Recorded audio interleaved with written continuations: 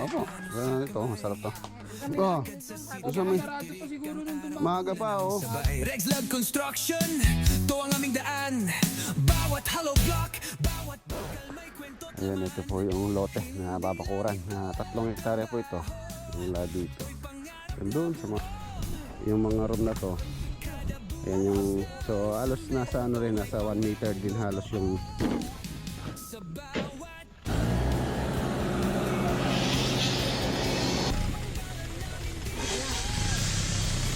so, hindi pa natin nagamit. So ngayon pa lang. Nagagamitin po natin. Yun. Sa Pangasinan project.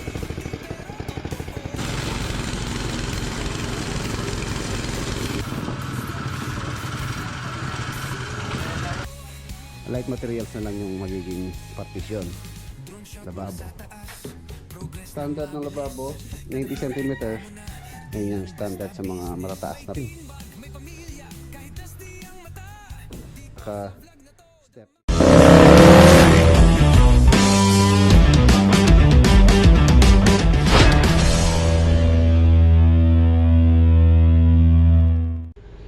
Good morning.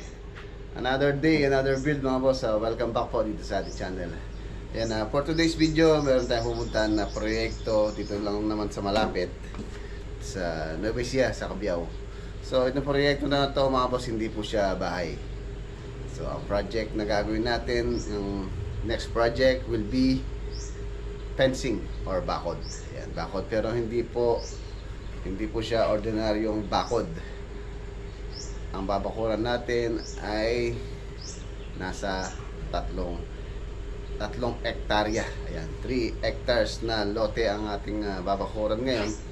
So silipin natin. May usapan kami nila owner na makita dun sa lote. So actually mga boss, ito po lote na to, napuntahan na namin kasama ulit si architect. And then yung bahay dito is ongoing na yung design na ginagawa ni architect. So yun, ang gusto ni owner, mauna muna yung fencing o yung bakod. So let's go, samahan niyo po ako. Ayan, nandito na tayo. Dito po sa lote na 3 hektarya. 3 hectares. Ayan, nandito na sila boss Kevin.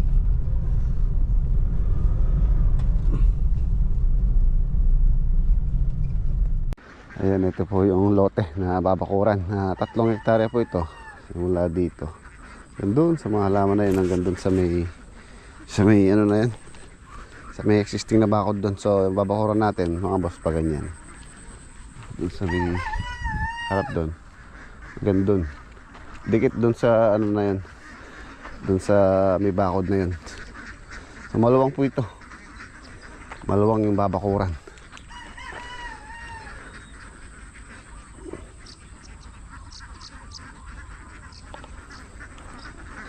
Meron mga nakalagay na itik pala dito. Itong dami oh. Itik.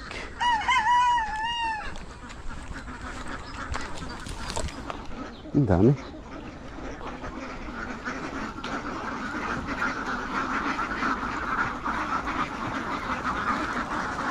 Itik.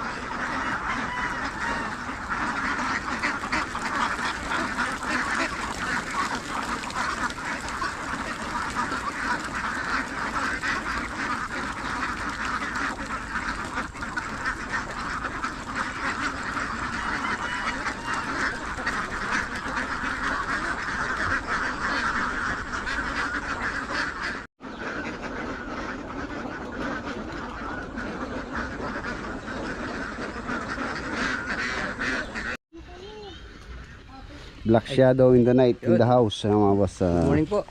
Tama po natin siya dahil tatanim siya ng palay dito eh. Tatanim ka? Shoutout si bossing. Tara, kain tayo. Kayo, Boss, ito may soup dito, yung gusto mong mag-hot pot. Ayun yung ano. ito yung isda, boss. Walang hito eh. Di ko makita yung binibili yung hito. Ito, oh. Ano, gamot sa gout. Ito yung sa Gamot sa gout. Ito sa loob. Ito yung may sabaw. Hindi ka makapagpapag. Hot Ano, pot. Korean style, hot Ay, may pot. plato, Nardi. So, tenga tsaka tumbong. Isaw. Ano natin itong bong? Pwede ba si Boss Reg? Ito po suka Ayun te. sa karne. Opo. Ito, masarap to. Hindi kami nakakuha ng hito. Hindi niya makita eh. Di ko makita yung binibilan. Di ba dyan lang yun sa ano, highway? Hindi kami Oh. bumili doon. Sabi O Gusto baka mo- sarado pa siguro nung dumating. Maaga pa oh. Maaga pa, no? Ito suka oh. sabi ko dito na lang tayo bumili para ano. Eh hindi namin makita. Meron na siya? Ito yung sabaw ha. Pag gusto nyo oh. Ito merong may sabaw dito. Ayan yung ano lagay ng sabaw. Ito, kuha kayo sa bawo. Hot pot. Tapos yung kumain, pwede na kayo mag-swimming. Swimming pool natin, no?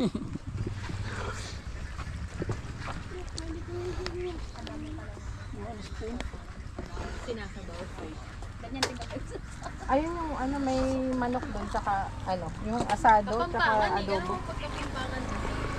Wala eh. Yung dala namin, pang picnic lang talaga eh. Asado. Oh, nandyan may asado dyan oh. Ito. Di lang mabuksan kasi may langaw. Oh, basta buksan nyo na lang. Ito. Adobo tsaka asado. Pambansang Namas ang ulam. Boso. pambansang picnic. Suka. Ulam.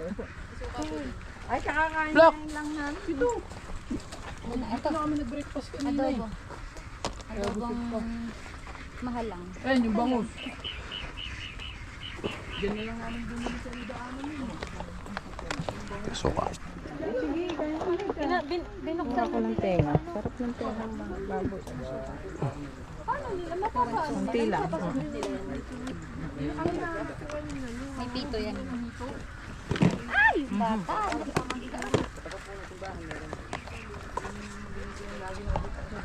Sa highway lang.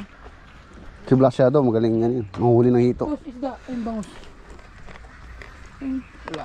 Alam ko, hito gusto Hito. mo eh. Kaso wala eh. Hito tsaka buro. Pagka nandito na kami, pwede. Hanggang alaga tayo ng hito, no? So, natigman yung buro ni Boss Riggs.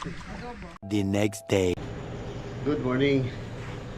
And mga boss, ito po yung continuation ng vlog natin kahapon. Kahapon, nandun tayo sa Cabiao. So medyo sumama po yung pagkaramdam ko kaya hindi ko na na-continue yung pag-vlog. So yun naman pong usapan namin nila owner doon, isa okay na. So i-start na po natin yon yung perimeter fence bakod na 3 hectares na babakuran. So yun, nabangan niyo po yun. Mag-i-start na tayo doon. Nakapag contract signing na rin. Ayan, shoutout kay Boss Kevin tsaka kay ate. Sila owner. So yun. So for today's video mga boss, lahat natin ngayon sa ano naman po tayo sa Bulacan project. So update po tayo doon. Time check 7, alas 7 po ng umaga. So samahan niyo po ako. Let's go. 2,000 years later. Ayan na mga boss, nandito na po tayo dito sa Pandi, Bulacan. Silipin natin yung proyekto rito.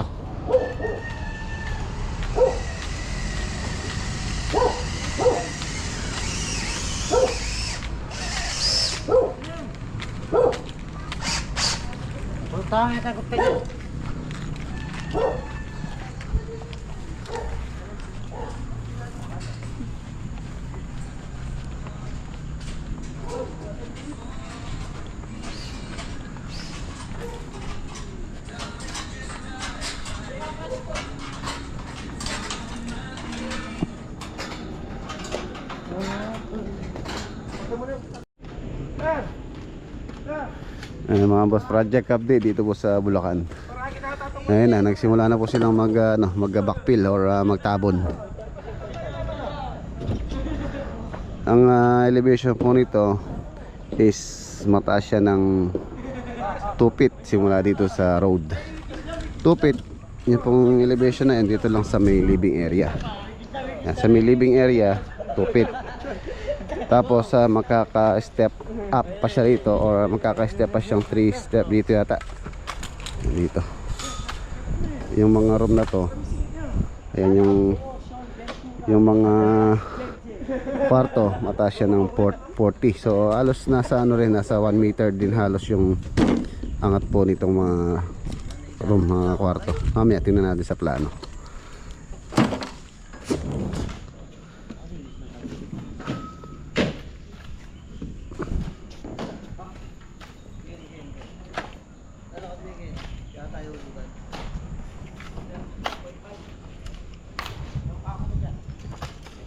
Ayan, dito hindi pa po ito yung ano niya. Ito pa yung flooring dyan.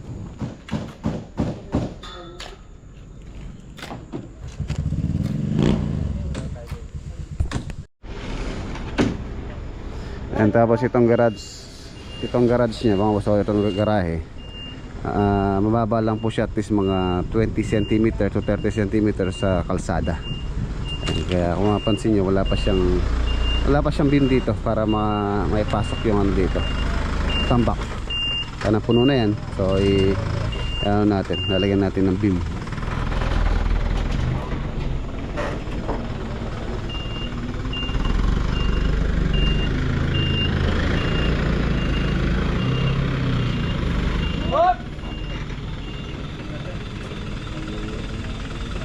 Oh, may kinukuya. Tagilid.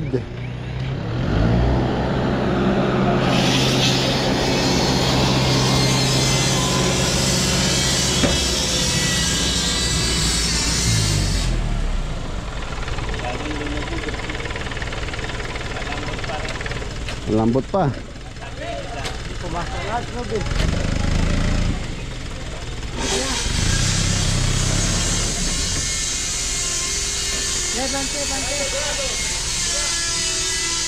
One nine po isang load.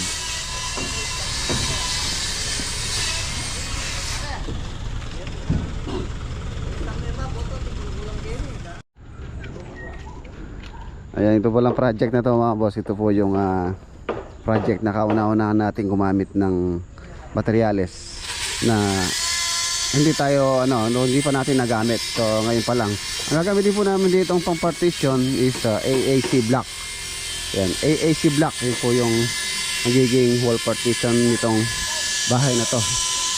Pero dito sa gawin rito, total ito pong sa may garahe, yan na po yan, CHB doon sa gawin ron. Ayan. Oh, break time muna, just na pala. Ayan.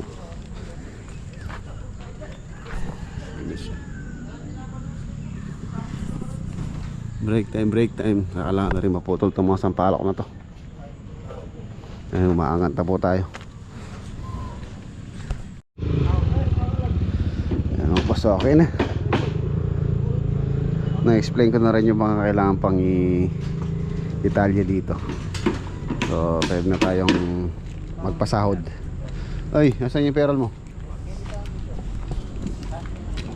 Yung sa Pangasinan project, tsaka sa Tarlac si Bayon na yung nagpunta ron. Tapos dito sa Arayat, sa Lakeshore, sa Malolot, sila misis na yung nagpunta rin po doon. Pagka po payday, yan, kailangan nating ibigay yung kanilang sahod. Hindi na yung sila pa yung pupunta sa bahay.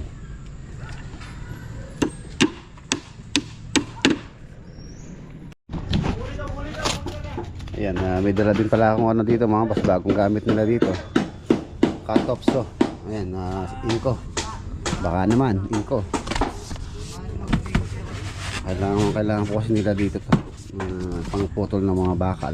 So, tapos sa pagtatrases, so gamitin po sa atin tamang ganito. Yung aking ganitong cut-off nasa siguro sa tansya ko halos lahat ng proyekto mayroon tig-isa. So, siguro mga lima ng ganyan.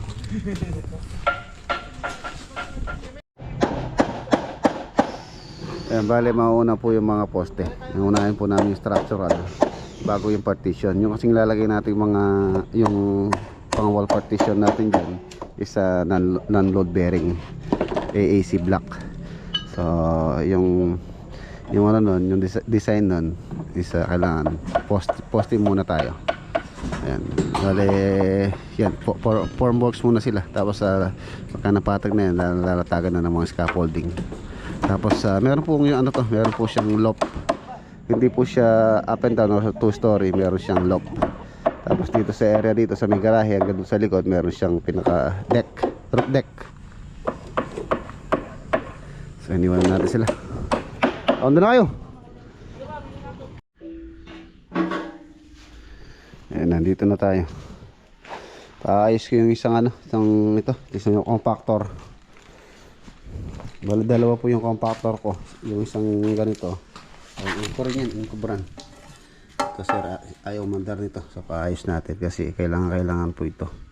Lalo na dun sa Bulacan, tsaka sa Tarlac. Yung isa nasa Lakeshore. So yun. Kasama din natin nagtatrabaho ito si Pipoy. So marunong daw siyang gumawa ng mga makina. Patitingin natin sa kanya kung magagawa niya. Kung hindi, bibili tayo ng makina. Dahil sa meto pa ng compactor, binyan na kayo. Ay, para inaano niya, sinuli ko na sa kanya yun. Yung pinairam sa akin ni paring Mac, inano ko na po, sinuli ko na yung isa. So dalawa na lang to. Plate compactor, tawag dito, plate. Ayos na, Pipoy. Sana maayos. Sira rin mga asya na po.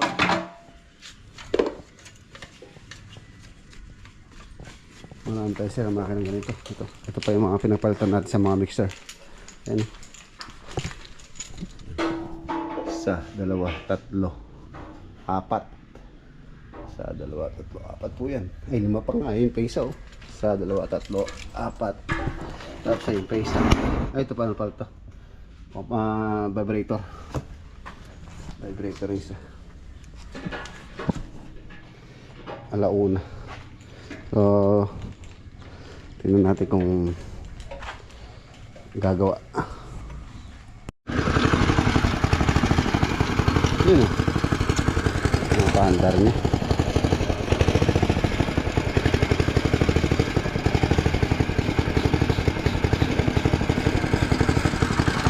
Ayos. Oh, ang masaya.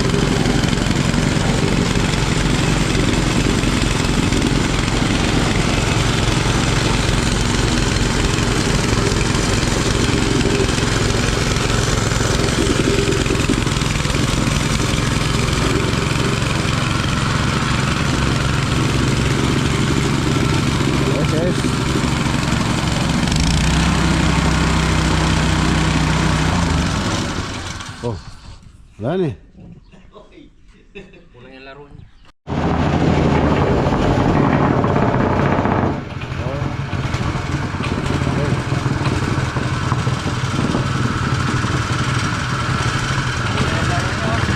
Ano yung laro? Ha? Kulang yung laro. Kailangan yung laro. Eh mga boss, sa total malapit lang po itong Riot Project. Dumaan po tayo rito. Update lang tayo. Ito na yung first unit. So ito na po yung side na ilalagay namin na Python board na 12mm, which is ayun na, nakapaglagay na sila. Tapos ito na po yung hagdanan niya. Ayan. Ang ganda oh. 30 cm po yan. So standard na lapad na hagdanan. Ayan na siya. Ito naman Python board mga boss, kahit po mabasa to, wala naman pong problema, hindi po masisira to. Ayan. Tapos yan, lalatagan na lang ng tiles to, and then yung kanyang yung partition nya isa ano na lang po yan, drywall. Drywall, ibig sabihin drywall, light materials na lang yung magiging partition. 2x3, tapos sa Python board, ayan, magiging partition ito. Bale, dalawang kwarto po ito. Isa dito, tapos dito sa may harapan. Tapos ito yung maliit na balcony. Na primer na rin. Ito yung balcony facing Mount Arayat.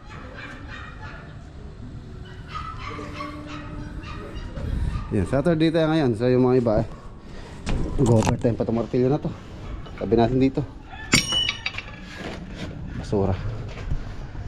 So yung roof beam na lang yung kinukompleto nila. Pwede na mag-roofing siguro by next week. Matapos na yung pag-ano nila sa roofing. Roof beam. Tapos to tiles po ito. Siyempre non-skid, hindi glass. Ayun yung lababo, na-forma na rin. So okay na. Malapit na tayo mag-finishing eh. Pinalalagay ko na rin yung mga outlet. Ayan. Kung saan nasa plano po yan. Tapos yung dito, hintayin ko na lang ma-deliver yung hamba. Ito yung second unit. So okay na rin yung mga electrical. So pwede yung plastering dito. Lababo.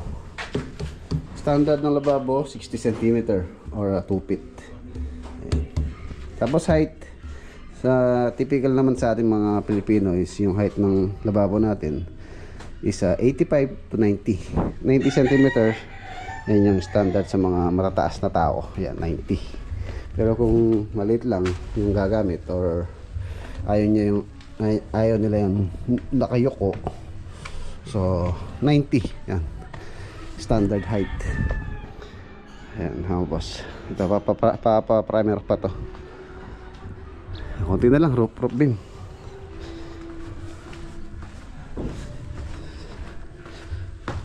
Ay. Meron ref dito. Ref. Ay, saksakan na ref. Which is ano yan. Separate yung breaker. Ayun na. Ayun si Architect Jello. Sige, ingat ka ha. Si Architect. Siya po yung nagsusupervise din dito. Ligpit-ligpit na. Tapos ito yung sa owner. Ito yung garahe. Tapos ito. Ano po siya rito? Lababo. Ayun. Ayun siyang ref. Tapos range. Lababo. Sa ano natin ito? Living area na. Tapos ano pa siya? Dining. Itong area na to. Tapos ito na po yung hagdanan niya. Steel frame siya, and then yung kanyang pinaka step is wood planks. Ayan, wood planks po yan. So hindi pa tayo makakapalit ngayon. Papagawa ko pa itong mga wood planks dito. Ayan, high ceiling po ito. Itong area na to high ceiling.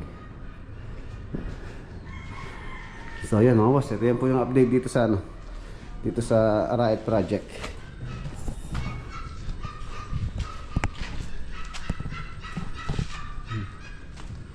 Lapit na, finishing niya.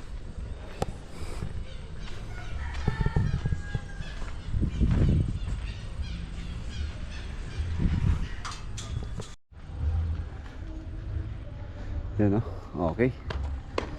Yan, mga boss, habi na tayo. Pahinga na tayo. Shoutout kay Kuya Ray Esteban.